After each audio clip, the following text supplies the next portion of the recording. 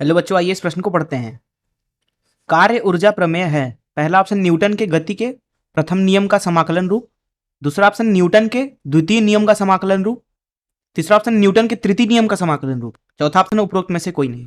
आइए इस प्रश्न की मुख्य अवधारणा की चर्चा करें। मुख्य अवधारणा देखिए, जो न्यूटन का प्रथम नियम है वो बताता है जड़त्व के बारे में।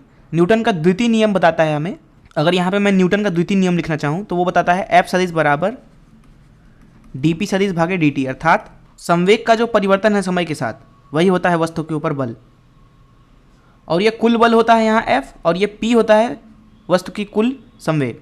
वही तृतीय नियम हमसे कहता है कि जो बल होता है वो सदैव ही जोड़े में उपस्थित होता है, अर्थात एक बल कोई अकेला कभी नहीं होता है। अगर वो इस दिशा में लग रहा है किसी की वस्तु के ऊपर तो दूसरी दिशा में वो मौजूद होगा। तो ये है न्यूटन का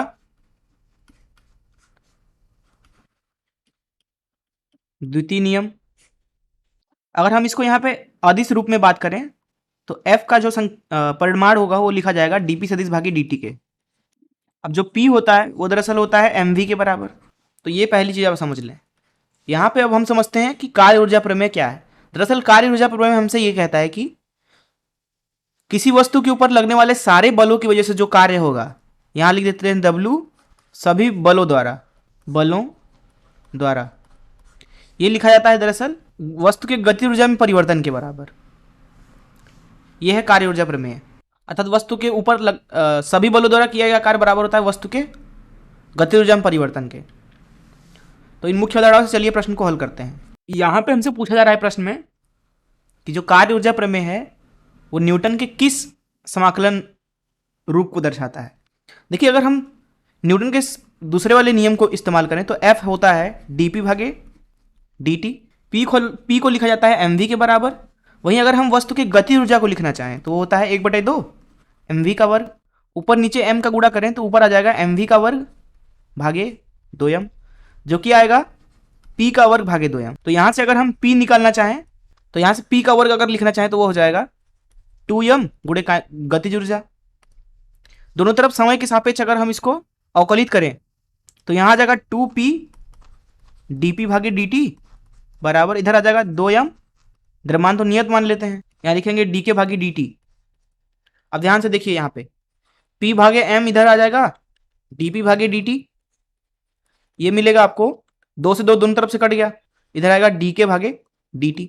p भागे m जो होगा, क्योंकि p होता है mv तो ये v बन जाएगा, और इधर लिखेंगे dp भागे dt, और इधर है आपका dk भागे dt। तो यहां से हम बोल सकते हैं कि v dt जो हो जाएगा गुणे dp भागे dt, ये बराबर हो जाएगा dk के। dt को हमने इधर ले गए। v dt दरअसल कुछ और नहीं बल्कि छोटा सा विस्थापन हम बोल सकते हैं। dp भागे dt न्यूटन के द्वितीय नियम से बोल सकते हैं कि यह बल होता है, तो यहां बल लिख दिया गुणे dk। ध्यान से देखें तो बल गुणे विस्थापन होता है कार्य, अर्थात यह है dw, ये बराबर है dk के, जिसका मतलब यह है कि अगर यहाँ पे dw का समाकलन कर दें तो ये dw आएगा सभी बलों द्वारा किया गया कार्य। तो यहाँ लिख देंगे सभी बलों द्वारा किया गया कार्य,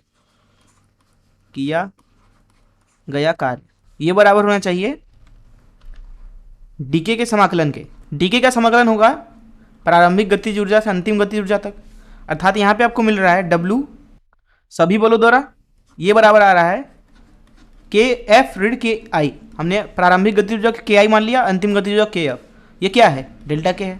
तो इस तरीके से आपने देखा यहाँ पे कि जो कार्य ऊर्जा प्रमेय है उसको हमने सिद्ध किया न्यूटन के द्वितीय नियम से, और ये कार्य ऊर्जा प्रमेय कुछ और नहीं बल्कि न्यूटन के द्वितीय नियम का समाकलन रूप है। तो इस प्रश्न का जो उत्तर है वो बी है। मैं आशा करता हूँ कि आपको इस प्रश्न का हल जरूर समझ आया होगा। धन्यवाद।